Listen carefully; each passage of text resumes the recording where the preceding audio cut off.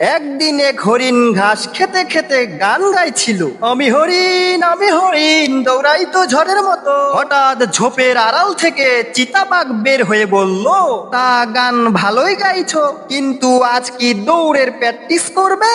হরিণ হেসে বলল, আজ না চিতা ভাই, আজ তো আমার রানিং রেস্ট ডে। চিতাবাঘ বলল, ও, আমি ভেবেছিলাম আজকে একটু হালকা স্ন্যাক্স খাবো। এবার হরিণ চোখ বড় করে বলল, মানে তুমি আমাকে খাবে? চিতাবাঘ গম্ভীর মুখে বলল, না না, ভাবছিলাম সালাদ খাবো। তুমি তো ভেজিটারিয়ান, তাই স্বাস্থ্যকর খাওয়া যাবে। এবার হরিণ ভেবে চিনতে বলল, তাহলে নাও, ঘাস দিচ্ছি, আমি একটু দৌড়ের প্র্যাকটিস করে আসি। হরিণ বলেই দৌড় দিল।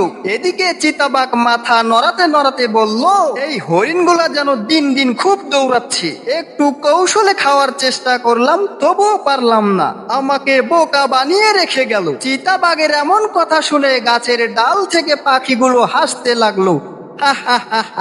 বন্ধুরা, এরকম মজার গল্প শুনতে আমাদের চ্যানেলটি সাবস্ক্রাইব করে রাখো।